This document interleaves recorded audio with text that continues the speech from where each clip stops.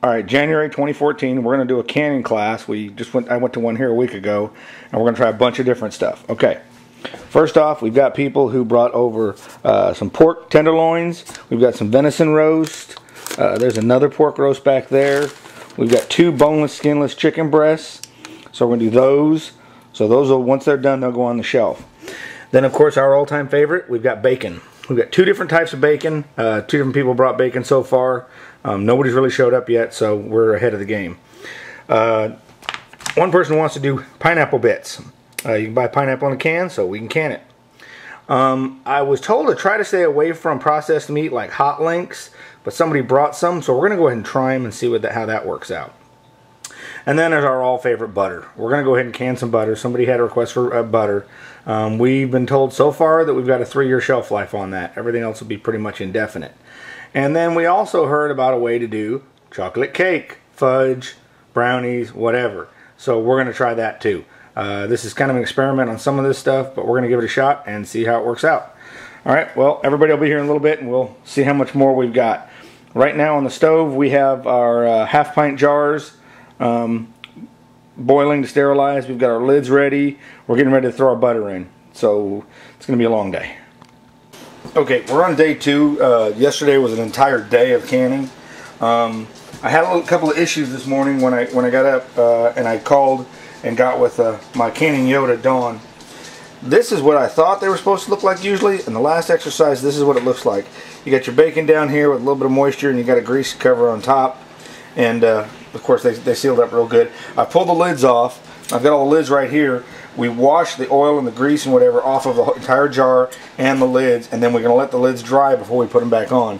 Otherwise, if you get moisture in here between the ring and the lid, it'll rust, and that's when you're going to fail. Here was what I had to call Dawn about to find out, was this one looks like it's got a lot of water in it. The ones we did over there with them, they didn't have any water in them, but I've forgotten that we used parchment paper and that soaked up the water. She said this is fine. It'll have some moisture because all the meat and fat has moisture in it, so that's not a big deal. But again, that was good. Out of probably 30 jars that are these half-pint jars, 3 did not seal. So when you push on the lid, you could hear it give. So those 3 went in the fridge. Those will get used here this week. Now, we had more bacon than we had jars, so we had somebody go get some more jars. Now I want to show you real quick how I'm doing the bacon. I basically just drop it in the jars. I'm going to pack them in there, but on some of them I still want to see how much more bacon I can get into these jars. These jars are probably going to be the only ones for the leftover bacon. Nah, probably need one more. But you get it in there and you pack it down. Really pack it down if you can, because it's going to shrink. So I'm going to pack it down, but I don't want it to come up here above the rim because I don't want it to put pressure on the lid. But I do want to get it packed. Yeah, they're going to get one more. So that's it. That's how we're doing this. Again, these just came out of the pot. They're hot. I just moved them over here to get them set up. I let them air for about a minute to get the moisture out. I don't like all that moisture in there, so that's the way it works. And there you have it for that piece. Alright, now here's the spices that I'm going to use for my meat. I've got a chicken bouillon, which this is just a no-name. I got it on sale. I'm going to put 1 cube in each one of the jars of the chicken breast. The others, of course, Montreal steak seasoning. I like the rainbow peppercorn. Beef bouillon I won't use in everything, but I will use in a few things. Most of the stuff that's not mine. Allegro is what I like. I'll put a tablespoon or a teaspoon of that in all of my meats. It's just a really good marinade. My sister and brother-in-law brought some stuff over, so I'm going to do some stuff for them. So that's what I'll use the beef bouillon for. But I like the Allegro. It's a good season, but it's not smoky. It's just got a good flavor. So what I'm going to do here is I'm going to mix up these two, the rainbow peppercorn and the Montreal steak seasoning. I'm going to mix them up in this little bowl, and so I have a good blend. And then I'll turn around and I'll use a teaspoon of each in each quart jar. Okay, there you have it. That's my spices. That's about the gist of it. I may throw some minced garlic in there. I'm not sure yet. Okay, we're getting ready to do some chicken here real quick, some chicken breast. So what I'm going to do right off the bat is I got my chicken bouillon cube. I'm going to drop one in there. This jar is a little warm. Now I've got chicken here that I've rinsed off. Just a little warm. And what I'm basically going to do is just basically cram as much chicken in here as I can get. I'm going to try to count them so I can see how much I'm getting in there. It's 1 breast, 2 breasts,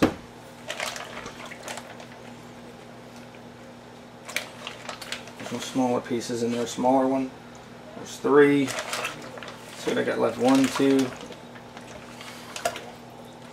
I can almost get an entire bag of chicken in this. I think I am going to get an entire bag of chicken in this jar.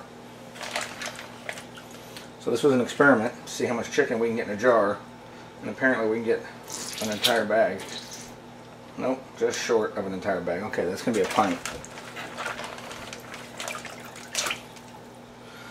Well, I've got another bag of chicken here, so I'll just pack this one with some small pieces now. And that's it. So I got all but 1 piece of what looks to be a 3-pound bag of chicken in this jar. Now I'm going to fill this with water up to within 1 inch. I said the book says inch and a quarter. I'm going to put a lid on it, and I'm going to put it in the processor. So there we go. And the chicken bouillon, I'm going to make sure I get as much air out as possible when I do this too, and then we'll process it. Okay, I added some more water. Something that Dawn had showed me and then Karen just brought up was I wanted hot water, the hotter the better, so I can get it boiling quicker. So what we did was I just took a glass measuring cup, pulled hot water out of my jar sterilizing jar, poured it in there. Okay, then because this one jar is a little high for this pot, I went ahead and I put the lid on there to make sure that it wasn't going to interfere with my spout. We're okay there. Okay, I'm going to line up my little where to close. I put my gasket in, cleaned it, got it all set up. It goes in. I'm going to spin this handle out of my way, and I'm going to turn it up. Now here's what I was going to show you earlier, was we're not going to put the weight on there. Here's our 15-pound weight. We're not going to put our weight on there until we have at least 3 inches of steam rushing out of the top. Not until you have 3 inches, because now we know we're at temperature. Okay, once we are at temperature and we got that steam, we put the weight on there. The second we put the weight on there, that's when we start our timer. Okay, and for butter, it's 60 minutes. Meats are 90. Okay, so that's it. I turn the heat up. Let's get our thing boiling, and we'll be all set and go from there. All right. Okay, water's pretty hot. You can see I got well in excess of a 3-inch steam. I don't know if that's going to come out on the video, but I got it blowing up to here. I'm going to let it go for just a little bit longer to get a thicker, higher pressure steam. And again, I've got a 15-pound weight. Let me see where I'm at. Here I am. I've got a 15-pound weight. From my elevation, it's supposed to be 10 pounds. But in my balls book, my balls blue book, it said go ahead and do it for 15. It's fine. It's better to have too much pressure than not enough. So yeah, we've got our steam rising. I want a little more intensity, and then we'll go from there. All right. Okay, I had an issue with my small pressure canner.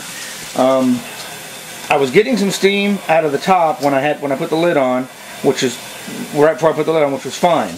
But the problem was I was still getting steam out of the sides here, which meant I was having an issue with my gasket. So what I did was I removed it from the heat, gave it a second, pulled the stem off, the weight off, pulled it out of the way, let it decompress. There's a safety lock in here to where you can't open them if they're pressured up. Once that let go, I carefully removed the lid, took it off, rinsed the lid from the inside, rinsed the gasket, and I just kind of rinsed it off, cleaned it up, hit it real quick with a little sponge and green pad, put it back on, and now we're sealing. So you can see that we're building pressure. Okay, so basically, note to myself is that I need to get with Miro or Miro, however you say it, and I need to get me another gasket. I am going to watch some of the videos that some of the other people that I've been canning with have shown me. I want to get a metal on metal pressure cooker, because then I won't have that problem. Because of course, in all the videos they say that your gasket will go out at the worst possible time, and there you have it. Okay, this is my new Presto pressure cooker that I got for Christmas. I got the jars in there. Again, I'm going to wait until I get 3 to 4 inches of steam piping out the top. Now this one does not have a set weight weight. Okay. The single weight is 5. That's 10, which is the proper pressure for my area. The third one is 15. So I set this one in the back, get it out of the way. Okay, now I'm still going to wait till I get a 3 to 4 inch steam coming out, rolling, before I put this on. And this is all meat, so this will be 90 minutes. So that's a little bit of a different setup.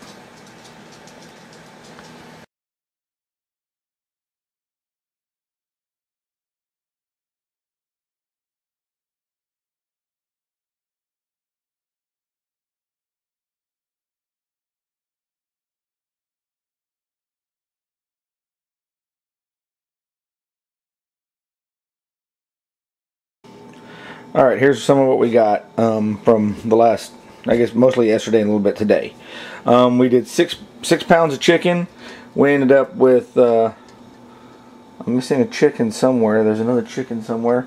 But here's 5 quarts, and I know there's a pint of chicken floating around in here somewhere.